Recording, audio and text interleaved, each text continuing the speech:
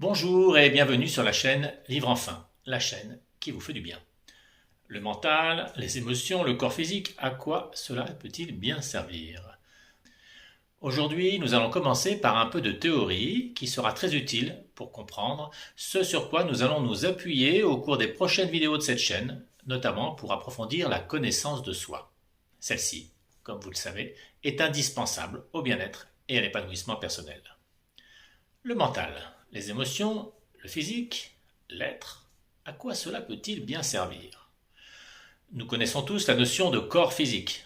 Parfois même, on lui voue une certaine obsession, en usant de maquillage, de musculation, de tatouage, voire même de chirurgie esthétique, tant nous sommes attachés à son apparence. Il est vrai que notre société lui voue un véritable culte. En général, quand il va bien, nous l'ignorons complètement. Et c'est quand des symptômes disgracieux ou désagréables apparaissent que nous commençons à nous inquiéter, voire même parfois à l'accabler de tous les maux. En ce qui concerne les émotions, c'est un peu plus compliqué. Quand elles sont agréables, tout va bien, mais quand elles ne le sont pas, tout se complique. Et nous mettons en place de multiples stratégies pour les éviter ou les contourner en s'adonnant à des pratiques compulsives, comme la nourriture, l'alcool ou le sexe de façon compulsive. Il y a aussi les divertissements comme la télévision, les réseaux sociaux et les jeux vidéo. L'important dans ces moments-là est bien souvent de fuir nos émotions. Quant au mental, le petit vélo qui tourne en boucle dans nos têtes, on a souvent tendance à ne pas le remarquer. Savez-vous que nous avons entre 60 et 80 000 pensées par jour et que la plupart d'entre elles sont répétitives et automatiques? Bien souvent, elles s'immiscent dans notre esprit à notre insu et nous pilotent en quelque sorte sans même que nous n'en ayons conscience. Ne vous est-il jamais, par exemple, arrivé au cours d'une lecture de vous apercevoir que vos pensées n'avaient plus rien à voir avec le sujet de votre ouvrage? Ou une fois arrivé à destination, de ne plus avoir aucun souvenir sur l'endroit par lequel vous êtes passé alors que vous étiez au volant de votre voiture? Pour comprendre un peu comment cela s'articule et à quoi ça sert, je vais utiliser l'allégorie de la calèche. Je crois que c'est une allégorie issue du soufisme qui m'a été enseignée par Unison lorsque j'y ai suivi une formation de coach facilitateur. Elle permet notamment de comprendre à quoi servent nos émotions, à quoi sert notre mental, notre corps physique et notre être ou moi profond. Pour cela, nous allons comparer un être humain à une calèche semblable à celle sur la photo qui apparaît sur votre écran. Le corps physique est représenté par la calèche. C'est le véhicule, celui qui nous permet de nous incarner et de vivre des expériences. Il est doté de 5 sens, la vue, l'ouïe, le toucher, l'odorat et le goût. Il s'exprime par des symptômes et des pathologies. Bien évidemment, plus il sera en bon état, et plus il nous permettra de vivre des expériences nombreuses en nous épargnant le plus possible de douleurs et d'incapacités physiques. Et forcément, plus il sera usé, abîmé, et plus ces expériences seront difficiles à vivre. Il est donc primordial d'en prendre grand soin. Les émotions sont représentées par les chevaux. Leur rôle est de nous informer sur un ressenti intérieur face à une situation dans le but de favoriser la survie. Quand elles sont désagréables, on a tendance à les fuir, comme je vous le disais, pourtant elles ont toujours un message à nous délivrer. À titre d'exemple, voici les 6 principales émotions. La joie nous informe qu'une situation est bonne et agréable pour nous. Elle nous rend ouverts d'esprit et nous détend. La tristesse, elle survient quand nous perdons un proche, quelque chose de matériel, un statut social. Elle est aussi une des phases nécessaires du deuil et elle peut nous aider à nous connecter aux autres. Et elle permet aussi de réfléchir à ce qui s'est passé et qui a entraîné la situation difficile que l'on est en train de vivre. La peur, elle nous informe d'un danger, d'une menace, nous prépare soit à la fuite, soit au combat ou à l'immobilité.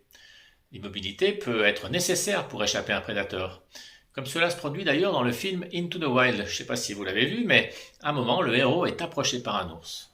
Et le fait qu'il reste immobile lui sauve la vie. Il y a ensuite, comme autre émotion, le dégoût. Sous forme de répulsion, il peut nous informer que quelque chose est nocif, tel qu'un aliment qui n'est pas sain pour notre intégrité physique, ou un individu qui ne l'est pas pour notre activité morale. La colère peut nous informer que certaines de nos valeurs ne sont pas respectées. Elle peut nous pousser à marquer nos limites et à nous protéger. Et enfin, la dernière émotion est la surprise. Elle peut nous préparer à la fuite ou au combat, mais elle peut également nous faire redoubler d'attention lorsqu'un événement imprévu se produit. Les émotions vont en général avoir un effet global d'attraction ou de répulsion, de confort ou d'inconfort, de désir ou de peur. Elles vont donc influencer nos actions. Dans le dessin, il y a un cheval noir qui a peur et qui a plutôt tendance à freiner l'attelage, tandis que l'autre, le blanc, a plutôt tendance à être animé par l'envie et à le faire accélérer dans une direction précise. Le mental, quant à lui, est représenté par le cocher. Son rôle est d'analyser et de juger nos expériences vécues pour anticiper l'avenir afin de favoriser la survie.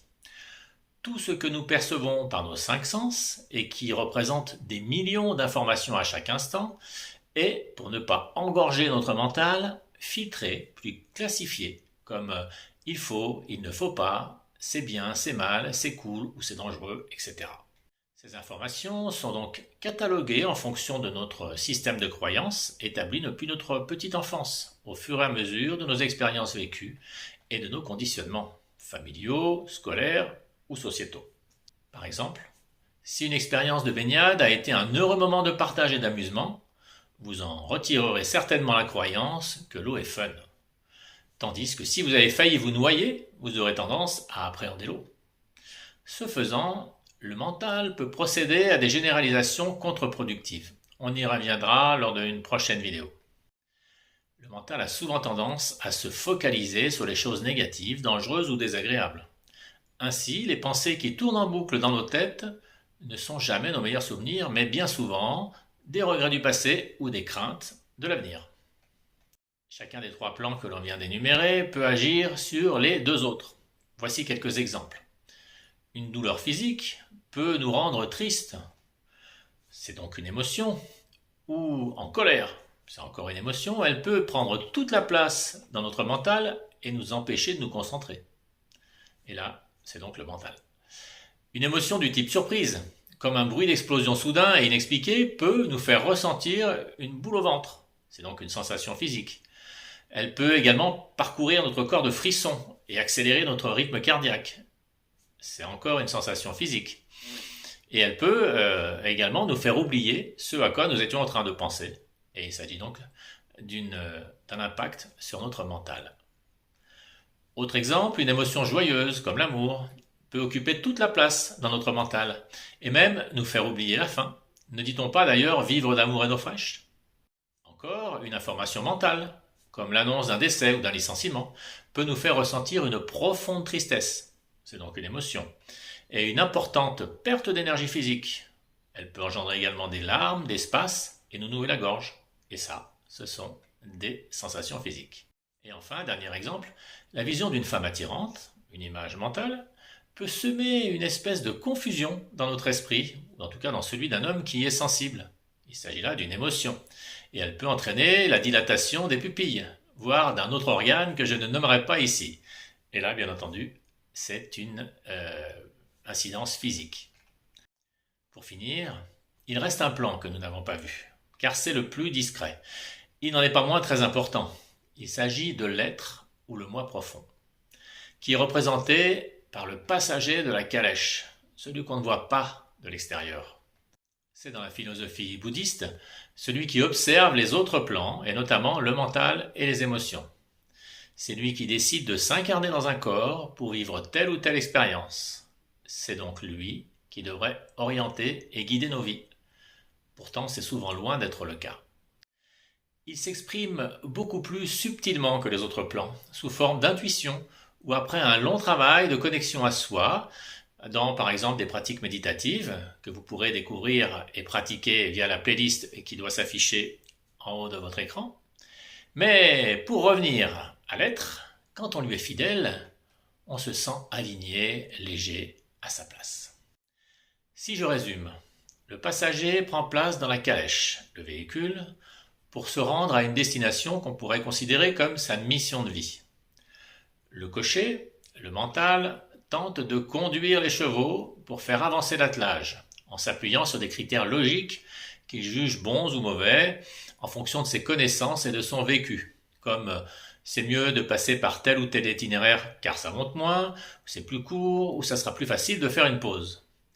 Et de leur côté, les chevaux, eux, représentent les émotions.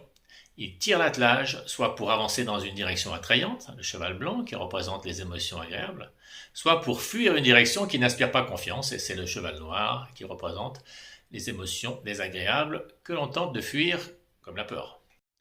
Lorsqu'il y a discordance entre l'être, le cocher et les chevaux, la trajectoire de la calèche devient chaotique.